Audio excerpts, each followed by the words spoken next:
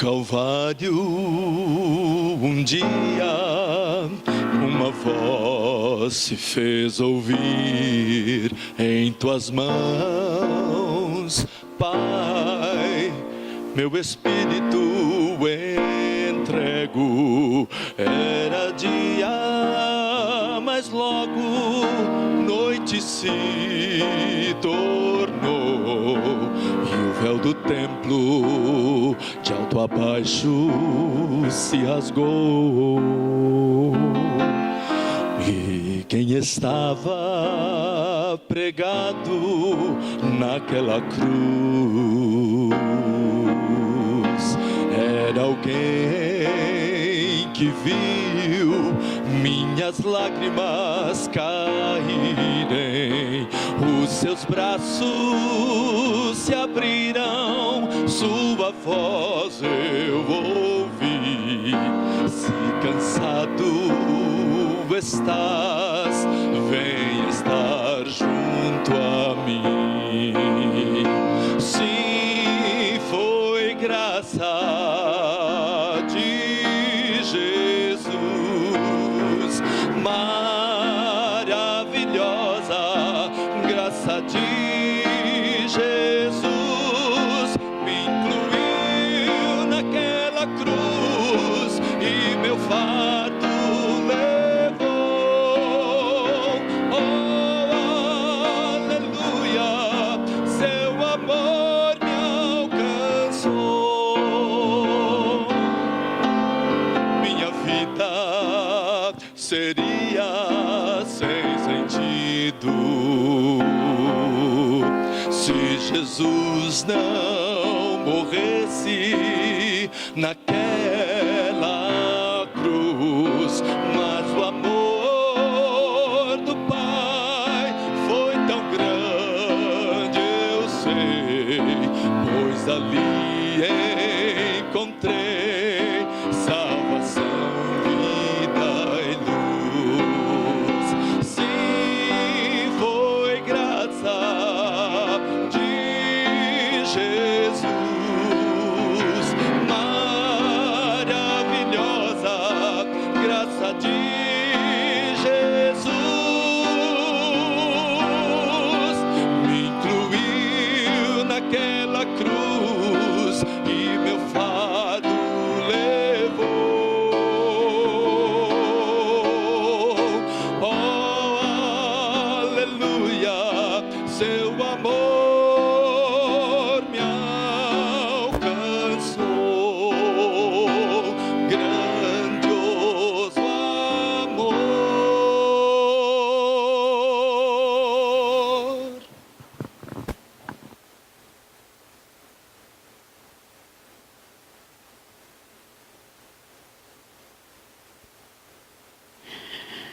Essa semana eu fui à sala do nosso ministro de música e aí falei assim: se você tiver paciência comigo, me ajude a um dia cantar aqui na igreja. Mas não sei se eu vou chegar aos pés dessa voz linda, né? Nosso ministro de música tem sido bênção na minha vida, eu creio que tem sido bênção na vida de vocês também. Eu quero nessa manhã falar de intimidade. Mas não a intimidade que muitas pessoas têm fugido. Eu quero falar, melhor dizendo, dessa intimidade maravilhosa que as pessoas têm se distanciado. E eu creio que não estão se distanciando por maldade, de propósito. Eu estou falando de intimidade com Jesus Cristo. Intimidade que produz uma diferença muito grande na nossa vida. E aí eu abro meu coração publicamente, porque eu sou pastor. E o pastor, ele vive lidando com as coisas de Jesus o tempo todo. A história de Jesus, o que Jesus fez, os milagres de Jesus, a igreja de Jesus, cuidando dos filhos de Deus, dos salvos e discípulos de Jesus. E a gente vive com uma agenda tão intensa que nos esquecemos de ter intimidade com este Jesus. Eu tinha separado o texto de Lucas 9 para falar sobre o quão difícil é seguir a Jesus Cristo. E essa semana eu recebi um despertar no meu coração sobre algo que eu nunca tinha visto na Bíblia, nunca percebi. E o que saltou aos meus olhos se encontra no capítulo 6 de Marcos. Eu não sei porque eu gosto tanto desse livro, Marcos. Eu acho que é para o nome. Eu gosto do meu nome. Você gosta do seu nome? O nosso nome é a melhor melodia do planeta. Se você estiver na Paulista cheia, alguém grita Marcos, todos os Marcos vão olhar, porque nós somos importantes e a gente tem que gostar do nosso nome. Eu gosto muito do meu nome. Marcos, capítulo 6. E eu quero conversar com vocês a respeito desse sentimento nocivo que temos. Eu não estou falando da intimidade, eu estou falando da familiaridade. Nós estamos muito familiarizados com o nome de Jesus. E principalmente você, como eu, está dentro da igreja a sua vida toda. O nome de Jesus não traz mais assombro à sua vida. Essa semana eu chegando aqui no nosso expediente, eu não lembro, Sidney, se foi na segunda ou na terça-feira que encontramos com aquele irmão que foi resgatado do inferno, um ex-homossexual, um ex-viciado em crack, que andou com todos os artistas populares, aí andou com Rita Lee, andou com aquele que tem um vozeirão, que canta... Arnaldo Antunes, o irmão gosta de Arnaldo Antunes. Também gosto, tem boas poesias. E ali ficamos ouvindo. Começamos um debate sobre assistencialismo, que eles pegam tênis, pegam roupas, imediatamente esse tênis e roupa vira moeda. Aí eu me incomodei com aquele assunto, falei assim, não, mas um pão faz a diferença na vida de uma pessoa que está ali. Ele começou a compartilhar da vida dele, e eu olhei para o Cid e eu me senti assim também emocionado, eu percebi que o Cid estava emocionado, e eu fiquei comparando a minha vida com aquele rapaz. Será que eu preciso ser um homossexual para... Será que eu preciso, e longe disso, né? Será que eu preciso ser um viciado em crack, maconha, cocaína para perceber Jesus Cristo na minha vida? E aí me lembra da história de um professor meu, que quando estava sendo aferido no concílio, um pastor muito legalista, um grande teólogo lá no Rio de Janeiro, e esse professor meu é o pastor Novaes, que é o pastor da Igreja Batista de Barão do Taquara.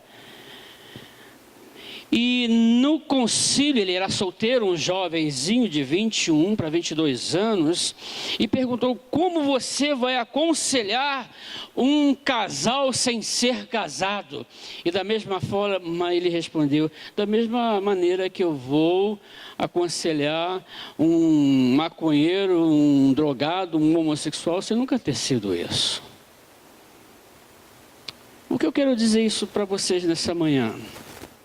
Eu não preciso ser um bagaço humano, eu não preciso ser alguém que experimentou todos os pecados até hoje conhecidos na face da terra para experimentar Jesus.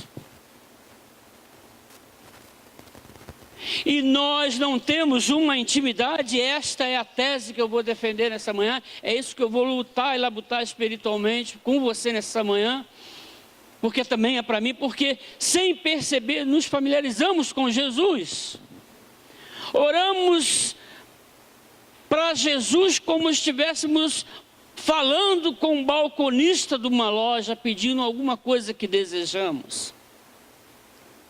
Procuramos Jesus como se fosse o atendente num pronto-socorro de um grande hospital. E sem perceber, Jesus Cristo se tornou um ídolo. Porque ídolo é manipulado, ídolo não é reverenciado. E por isso eu quero ler esse texto que para mim me chamou, me chacoalhou, me jogou para cima, me virou para o lado de avesso, porque eu não estou tendo essa intimidade com Deus e essa é a minha confissão pública. Eu estou familiarizado com a teologia. Eu tenho intimidade com os livros que falam de Jesus, mas muitas vezes não tenho intimidade com o Jesus que fala os livros. E muitas vezes nós não temos intimidade com o Jesus que a Bíblia revela. Ou estou equivocado? Se eu estiver equivocado, eu termino o culto nessa manhã e vou na paz do nosso Senhor Jesus Cristo. Podemos continuar então, amados? Podemos prosseguir, podemos ver como a palavra, ela é precisa no seu diagnóstico. A palavra tem um poder de aferir a nossa alma na nossa relação com Deus. Olha o que diz o texto. Eu vou ler um texto popular, o texto parafraseado, a mensagem, que esse texto é muito interessante da Bíblia Mensagem, apesar que toda a estrutura do sermão foi baseada na versão NVI, mas ao meu gabinete, revendo todos os pontos que eu iria falar, Deus colocou no meu coração ler esse texto dessa versão que diz assim, capítulo 6, versículo 1 ao versículo 6, que diz assim: quando Jesus partiu dali, voltou para a sua cidade. Seus discípulos o acompanharam. No sábado ele começou a ensinar na sinagoga. Os ouvintes ficaram impressionados. Ele é muito bom. Começaram a tecer comentários. Ele é muito bom. De onde vem tanta sabedoria, tanta capacidade? Perguntavam-se. Não demorou, porém, já estavam falando mal dele. Ora, ele é apenas um carpinteiro, o filho de Maria. Nós o conhecemos desde menino. Conhecemos também seus irmãos Tiago, José, Judas e Simão e suas irmãs. Quem é ele? Quem ele pensa que é? Mesmo sem conhecê-lo direito, eles os desprezaram. Olha só, mesmo sem conhecê-lo direito, eles os desprezaram. Jesus declarou, ele utilizando um provérbio popular ali daquela região, Jesus declarou: um profeta só não é importante em sua terra e em sua família, nas ruas em que brincou quando criança. Jesus não pôde fazer muita coisa ali, impôs as mãos sobre uns poucos doentes e os curou, nada mais. Não pôde vencer. Essa palavra, essa interpretação parafraseada do texto original de Marcos me chamou a atenção. Eu nunca vi nada escrito sobre isso. Que Jesus não pôde vencer a resistência deles. Olha aqui para mim. Jesus não pode vencer a sua resistência de tratá-lo como um ídolo. Jesus não pode vencer a resistência de você ser indiferente a Ele. E por isso eu quero pregar e falar e compartilhar com os irmãos aquilo que está ardendo em meu coração a respeito dessa enfermidade espiritual que a Bíblia diagnosticou em minha vida. E em nome de Jesus eu clamei, em nome de Jesus eu me quebrantei para que eu fosse mais íntimo dEle.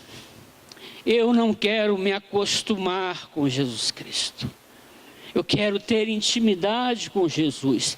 E por isso, meus irmãos, a familiaridade que Jesus encontrou aqui na sua cidade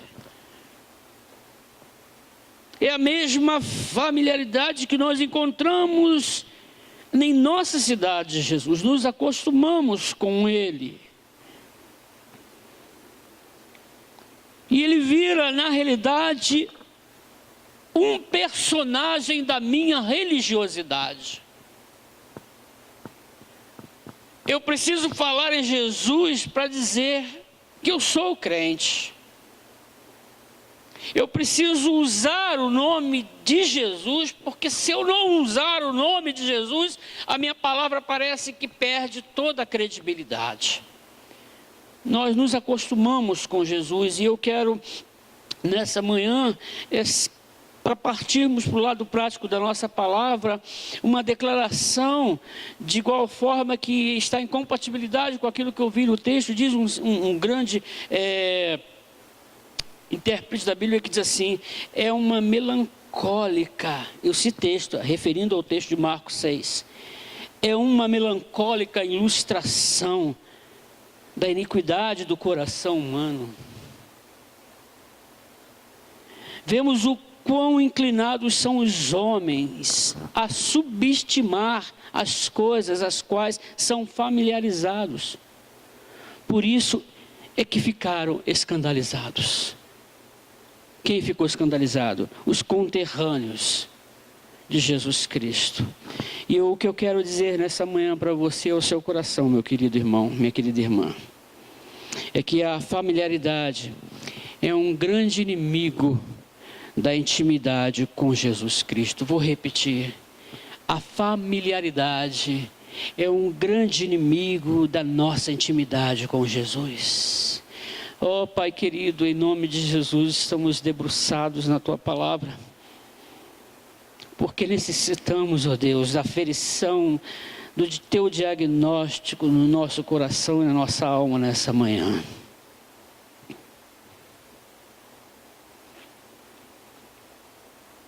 A minha tristeza como Teu discípulo é que eu não valorizo a Tua cruz. A minha tristeza é de ver igrejas indiferentes ao Teu projeto. A minha expectativa é de ver vidas transformadas e levar essa transformação, ó Deus, para os seus lares.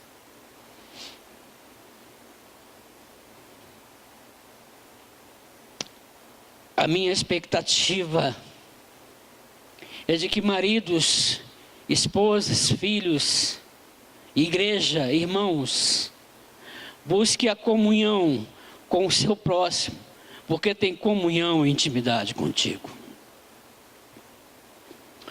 Por isso, na autoridade do Teu Espírito, eu clamo por mim, clamo pelos ouvintes da Tua palavra, que haja despertar, que haja reavivamento daqueles que um dia já foram vivos em Cristo. E que a Tua palavra, Senhor, venha ferir os nossos corações e venha trazer, ó Deus, refrigério, cura, libertação e transformação, em nome de Jesus. Amém. A familiaridade, amado, gera incredulidade, como afirmei. A Bíblia me autoriza a dizer isso. A familiaridade é um problema de muitos crentes. Eu estou falando crentes não discípulos de Cristo, porque Tiago, irmão de Jesus, em sua epístola, capítulo 2, 19, e para mim, essa é a vergonha de Deus. Que os demônios creem e tremem. E nós, como discípulos de Cristo, não trememos diante do nome de Jesus. Esta é a vergonha de Deus. Intimidade gera fé. A familiaridade tem transformado Jesus Cristo em um ídolo, e a cruz tem perdido o seu real e profundo e relevante significado. A familiaridade com Jesus tem levado as pessoas a falarem muito sobre Ele. A familiaridade com Jesus tem levado pessoas a falarem e ensinarem muito sobre o que Jesus ensinou, falar sobre os seus milagres, mas não falam do que é mais importante: a minha relação íntima com Jesus. A intimidade requer muita conversa. Eu, quando cheguei aqui, não conversava com ninguém. Hoje eu já converso. Hoje eu já brinco. Hoje eu já abraço. Esses dias, cadê a minha irmã? Eu não consigo recordar o nome dela. É essa moça ali, ó, que está lá daquela irmã de coral ali. Como é que é o nome dela? Isso, é você mesmo. Hã? Rosilda. Esses dias eu estava correndo lá para o meu mecânico aqui, atravessei. Tá bom, é ela. E aí eu fui direto correndo para o mecânico que me indicaram aqui. E aí eu estava voltando, ela deu um sorriso para mim. Ela falou agora, ela lembrou.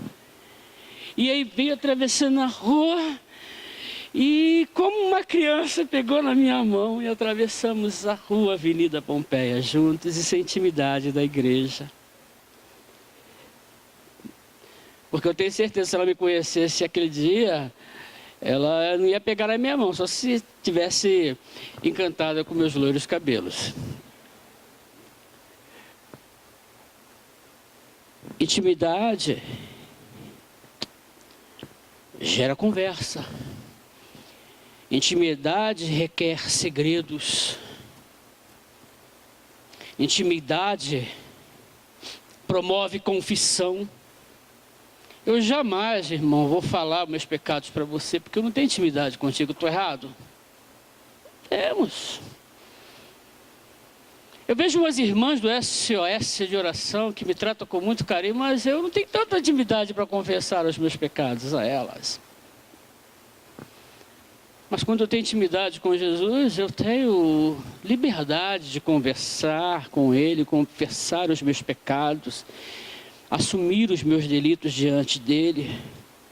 Porque eu conheço, eu sei do seu amor, eu sei da sua compaixão, eu sei da sua graça, eu sei que Ele não me julga, eu sei que Ele me ama como eu sou, eu sei que Ele começou a me amar desde eu ter sido gerado pelos meus pais.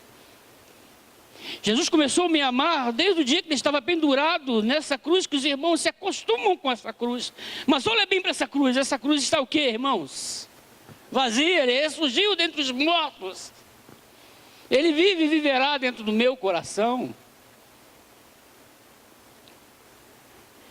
Intimidade, não se escandalize o que eu vou falar, nessa relação com Jesus. Intimidade promove nudez. Eu posso me desnudar diante de Jesus. Na minha intimidade, na minha nudez, quando eu me desnudo, eu tiro a roupa da religiosidade vazia. Eu tiro a máscara ou as máscaras da hipocrisia. Eu tiro a maquiagem que camufla a cicatriz dos delitos diante dos homens. Na nudez eu tiro, e é melhor, obrigatoriamente, tira o desejo, o dever de performar para você. E performar é uma coisa escravizante, irmãos. Isso acontece até dentro de casa. A gente performa a perfeição, a gente performa para o cônjuge que está feliz, a gente performa para o cônjuge, para os filhos que não temos problemas em casa. A mulher pergunta ao marido, está tudo bem, graças a Deus. Mas está tudo no controle, pode deixar que está tudo no controle. O marido tem mania de dizer que está tudo no controle.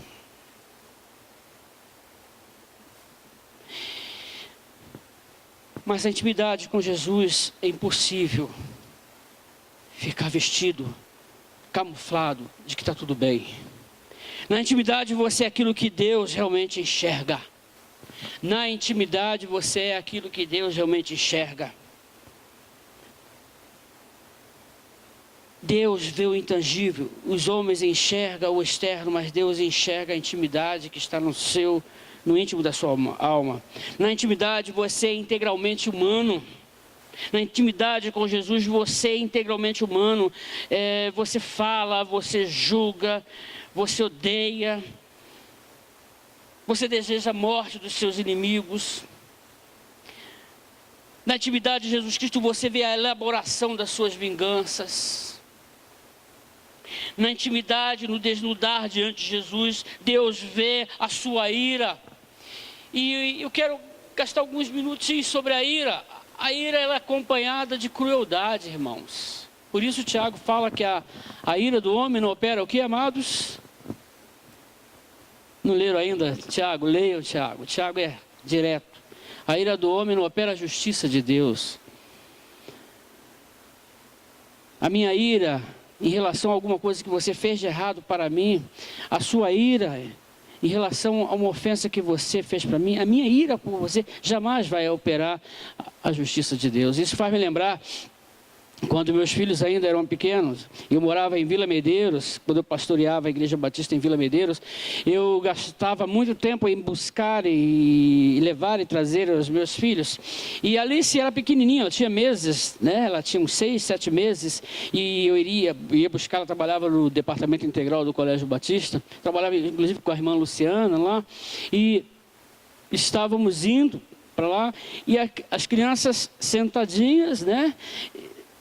Alice presinha na cadeirinha dela, Mateus do outro lado, dormindo. Mateus entrava no carro, dormia. E eu comecei com o meu golzinho 1000. Parei, ali praticamente embaixo do viaduto, na Pacaembu. Quando eu estava me dirigindo para Barra Funda, um outro sinal, mas meu carro é um carro 1000 na época. E tinha um carrão desses, tipo Hulk. E acho que tinha um Hulk também dirigindo lá dentro. E mal abriu o sinal, o camarada buzinou, apertou, jogou farol, quase saiu do carro. E eu só fiz o sinalzinho assim pelo retrovisor. Na minha linguagem eu falei educadamente, falei, só se passar por cima. Mas ele entendeu, passa por cima. E ele barulhou o meu carro, botou o rosto para fora do corpo, quase metade do corpo, me xingou de tudo que é nome. Eu só não te dou uns tapas, porque você está com a sua mulher e seus filhos aí. E parou lá na frente, e ele saiu do carro e me chamou para a briga, e minha esposa botou a mão calmamente na minha perna direita e falou assim, não vai que ele é mais forte que você.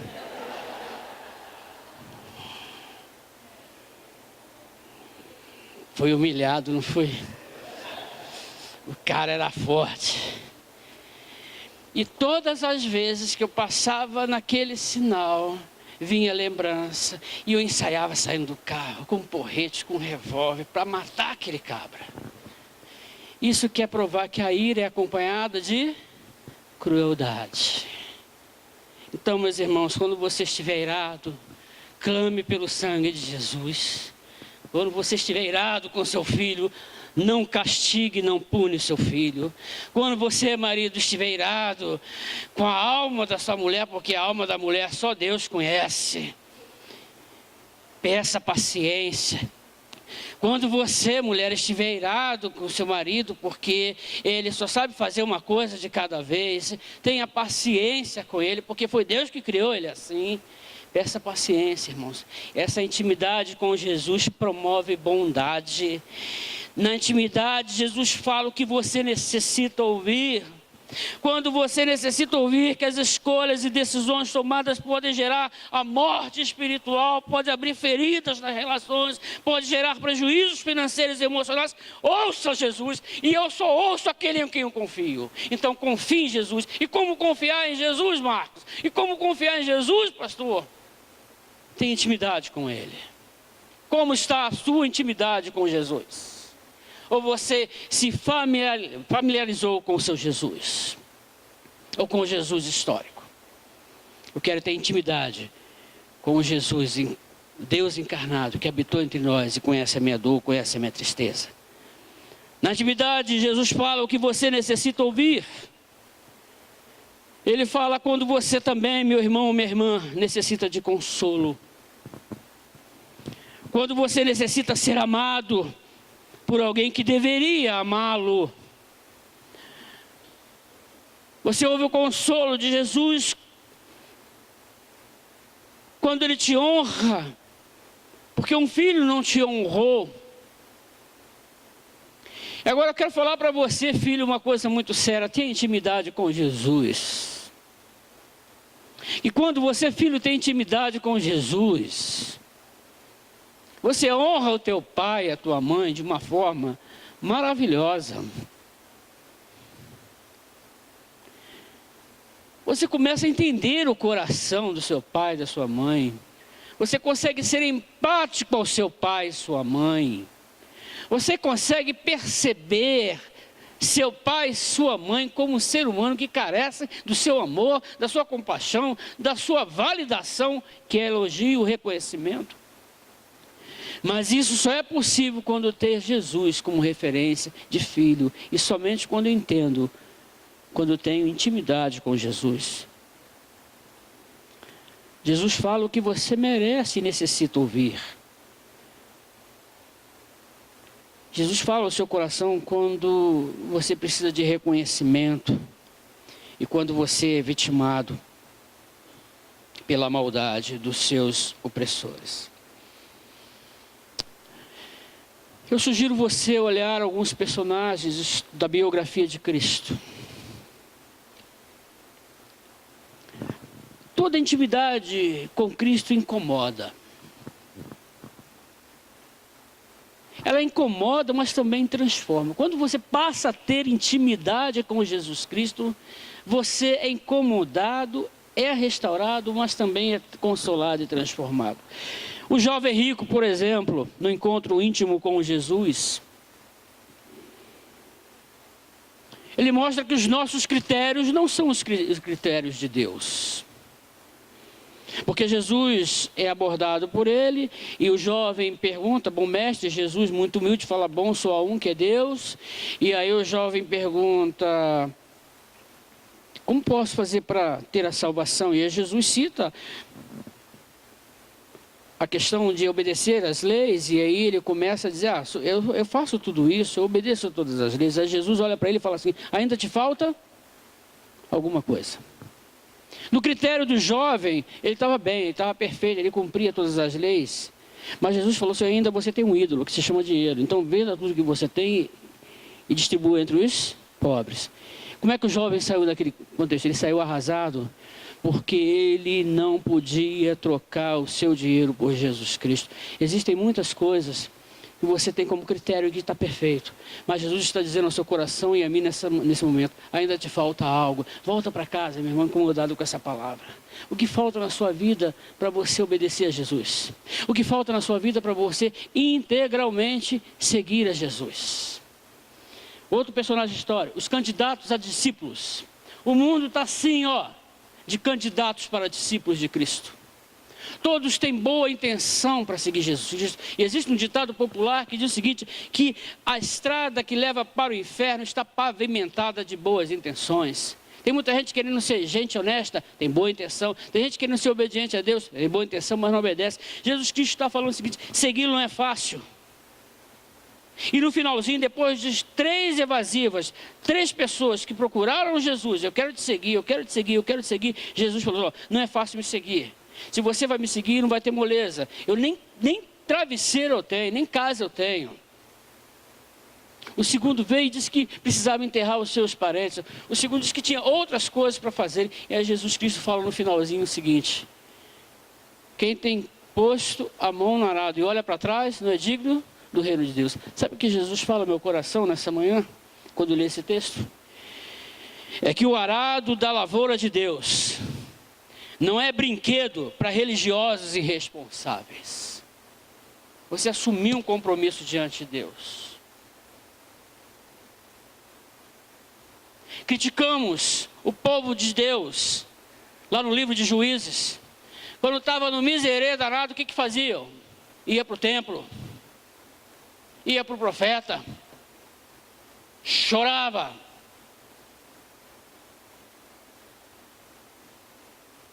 Pedia misericórdia a Deus, mas quando estava numa boa, desistiam de Deus.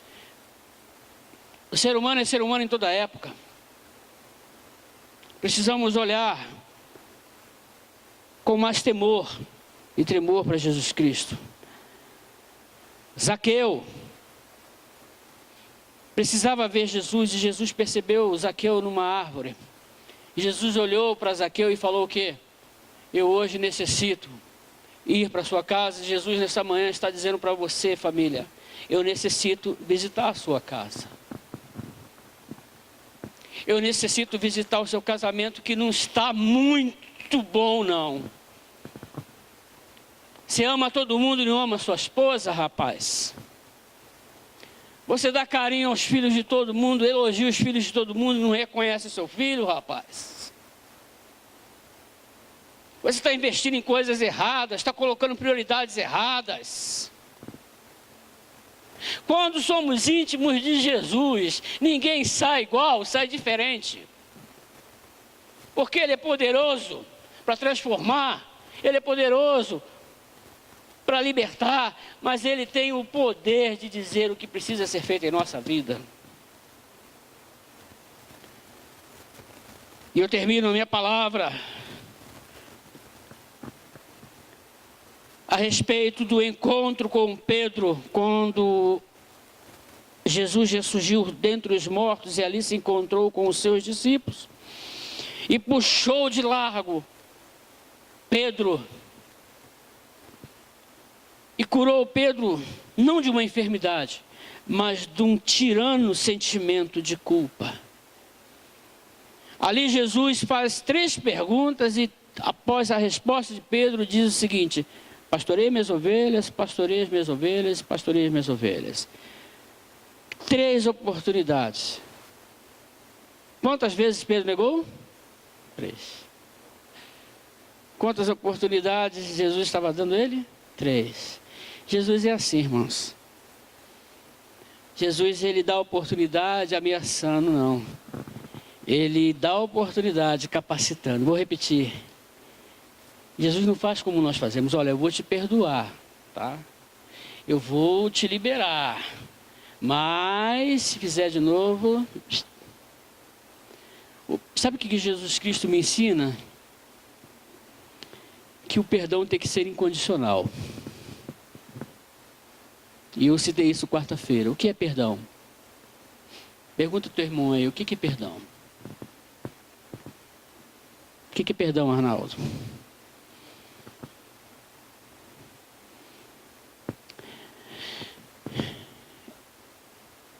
Perdão é permitir que o seu ofensor continue existindo na sua história. Perdão é permitir que o seu ofensor continue existindo na sua história. Isso é ser cristão. Então, se você tem alguém nessa igreja que você está magoado, perdoe. Se tem alguém que te ofendeu nessa igreja, perdoe. Sabe por que você precisa perdoar? Porque você não pode sentar à mesa do Senhor brigado com esse irmão. Você não pode citar que ama a Deus se não consegue amar o seu irmão que veio, quanto mais vai amar a Deus que não vê. Bem, irmãos, eu sei que talvez eu atingi muitas áreas. Talvez eu tenha incomodado os seus ouvidos com alguma palavra. Mas é porque eu fui incomodado com a palavra de Deus essa semana. Não dá para sair da presença de Jesus da mesma forma. Em nome de Jesus e pelo poder do Espírito Santo que está passeando nos nossos corações nessa hora. Volte para casa quebrantado e se reconcilie com Jesus através da sua intimidade com Ele. Jesus não pode ser mais um personagem da história. Jesus tem que ser o Deus da sua história. Amém, irmãos? Volte para casa, crendo que Deus perdoa, que Deus liberta, que Deus cura, que Deus dá oportunidade para recomeçar, mas Deus quer ser íntimo da sua vida, da sua família. Volte para casa, no poder do Santo Espírito de Deus, para ser sal e luz na sua casa, para ser sal e luz no seu casamento, para ser sal e luz na sua relação comercial, na sua relação profissional, na sua relação acadêmica e na sua relação com o seu irmão. Fiquemos em pé, amados, e cantemos essa canção, que é um pedido a Deus de despertamento, um pedido a Deus de reavivamento daquilo que um dia foi vivo, a sua fé e intimidade com Jesus Cristo. A minha oração é ver esse templo cheio de pessoas transformadas, porque essa é a oração também do pastor Neilson, pastor titular dessa igreja. A oração do pastor Neilson é ver vidas transformadas, vidas comprometidas com a palavra de Deus e com aqueles que estão perecendo sem Jesus Cristo. Que a graça, que a misericórdia e a compaixão do nosso Deus repouse sobre sua vida e faça de você um arauto do Rei, um embaixador do Rei Jesus Cristo, para proclamar o Evangelho àqueles que Deus te desafiar para conquistá-lo. Que Deus abençoe poderosamente a sua vida. Não volte para casa da mesma forma. Volta íntimo, volte muito íntimo com Jesus de Cristo, autor e consumador da sua fé, meu irmão. Deus abençoe poderosamente esta família. Renova-me, Senhor Jesus, já não quero ser igual. Renova-me, Senhor Jesus, põe em mim teu coração.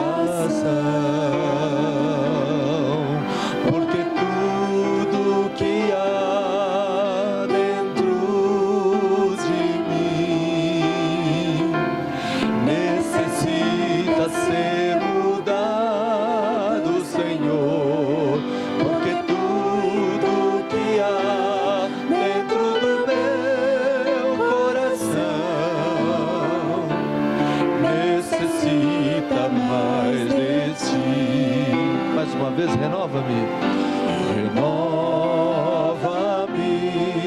Senhor Jesus, já não quero ser igual. Renova-me, Senhor Jesus, põe em mim teu coração.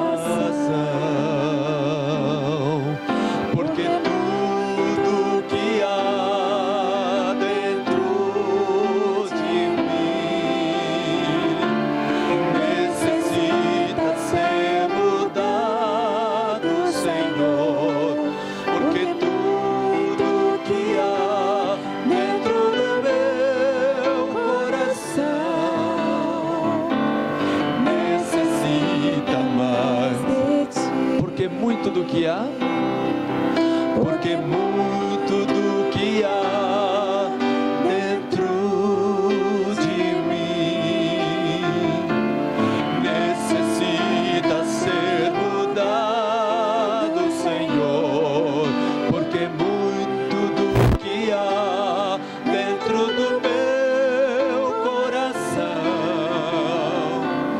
necessita mais de ti.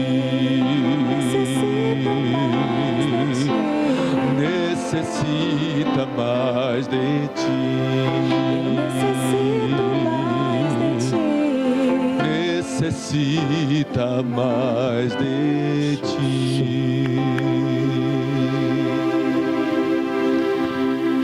Volte para casa, meu irmão e minha irmã, crendo que Deus tem um projeto tremendo para a sua vida. Volte para casa e perdoe aqueles que você precisa perdoar. Volte para casa, amando quem você precisa amar. Volte para casa, vivendo uma intimidade com Jesus.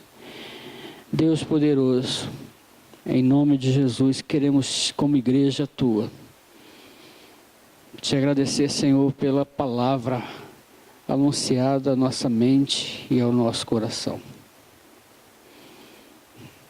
E é minha oração, ó Pai, que haja realmente arrependimento, despertamento e reavivamento na vida da tua igreja. Esse bairro precisa, Senhor, de ver a luz de Cristo em nós. Esse bairro, ó Deus, que os habitantes vivem encastelados, ó Deus, em seus condomínios. Nos dê a estratégia. Nos dê portas, ó Deus, para que a tua igreja entre e proclame o teu evangelho. A começar dentro dos nossos lares, na vida dos teus servos. Porque vidas transformadas são vidas credenciadas para anunciar que Jesus Cristo é o Senhor. E que a graça do nosso Senhor Jesus Cristo, o amor de Deus Pai, a comunhão e consolação do teu Santo Espírito, Deus, repousa sobre o viver de cada um. E antes de você sentar, meu irmão, abrace o seu irmão e diga a ele como você precisa dele como seu irmão. Faça isso nesse momento. E oremos e retornemos para os nossos lares.